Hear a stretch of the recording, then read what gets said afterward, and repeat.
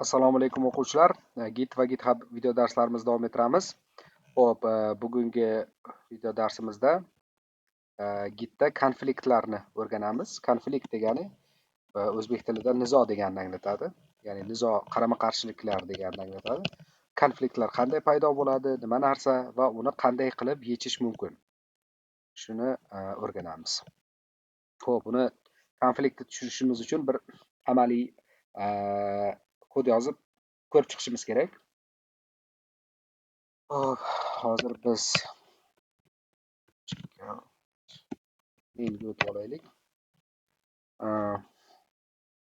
Demak, biz maindamiz. Bitta branch ochaylik.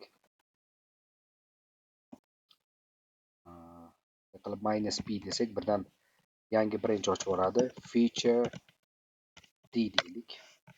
Hop, div branchiga o'tdik. Endi yana qaytib mainga o'taylik-da. Mainga o'tdik. Mainga bir o'zgartirish kiritaylik. Main branchda o'zgartirish kiritaylik. Main change deb yozib qo'yib. Bilasizlar, to'g'ridan to'g'ri kodimizni o'zgartirmoqchi bo'lsak, mainga o'zgartirish mumkin emas. Bilasizlar, oldin o'rgatganman. Boshqa branchga olib, boshqa branchda o'zgarish qilib, keyin pull request orqali mainga merge qilish kerak. Mainda doim bizni oxirgi kodimiz turishi kerak. Bu tomondan men noto'g'ri ish qilyapman. Aslida men bunday qilishim kerak emas. Endi sizlarga misolni ko'rsatish uchun shunday qilib ko'rsatyapman. Xo'p, mainda o'zgarish qildim. Commit qilaman. h3 qo'shdik-ku. Xo'p, commit qildim. Endi feature d ga o'taman. Feature d da u joyi yo'q. Chunki feature d mainni mana bu oxirgi qilgan commitimdan oldingi nuqtasidan o'sib chiqqan. U o'shani eslab qolgan. Buni eslab qolmagan. Xo'p, bunga ham yana shu joyga kelib, men ham o'zgarish qilib qo'yaman-da. Masalan, ichiga boshqa so'z yozib qo'yaman. Feature d deb qo'yaman. Xo'p, buni ham commit qilaman. Commit qildim. Xo'p, endi qiladigan ishim main o'zgargan.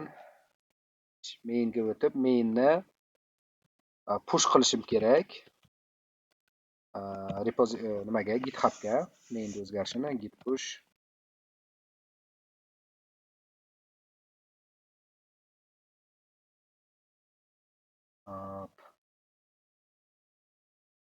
Mainga o'tdi. Endi git checkout feature d ga ham o'tishim kerak. D ga o'tdim. Uni ham push qilishim kerak.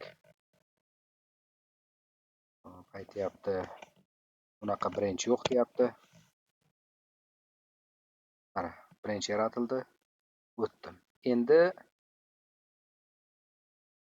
hop, bizning kodimiz qani? Kodimizga o'tamiz.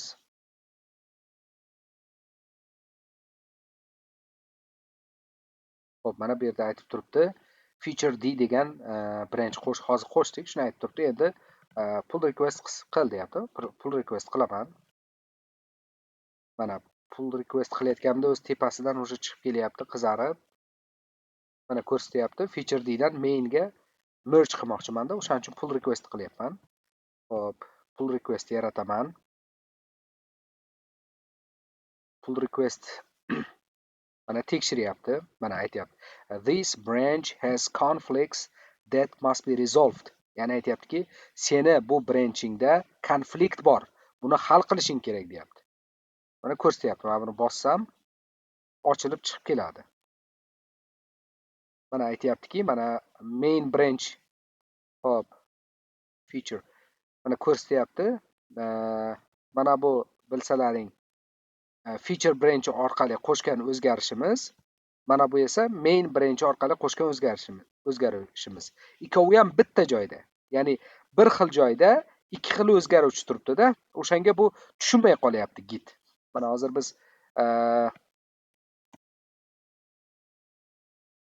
mana feature D da turibmiz. Bu yerda bunaqa qo'shilgan. Endi mainga o'tsak, unda mana bu yozuv turibdi. Bir qatorda ikki xil kod turibdi. Ana shuni tushunmay qolyapti. Mana shunday holatlar konflikt deyiladi. Mana shunaqa konfliktlar paydo bu konfliktlarni qachon ko'rsatadi? Qachonki bir branchni ikkinchi branchga merge qilayotgan. Ya'ni odatda main branchga merge qilamiz-ku biz har doim.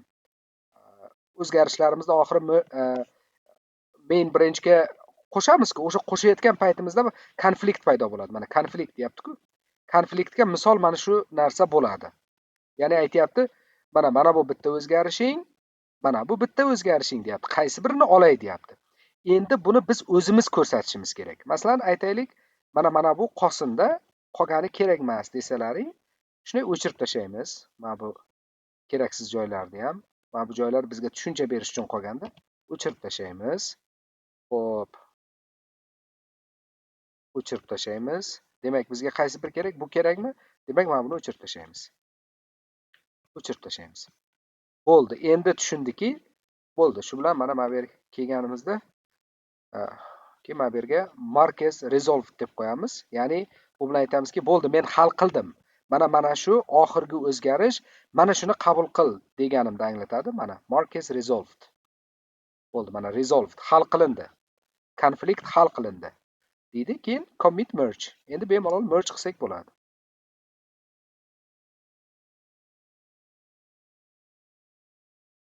Mana hop. No conflicts deyapti. Boshqa konflikt yo'q deyapti. Mana merge. Confirm merge.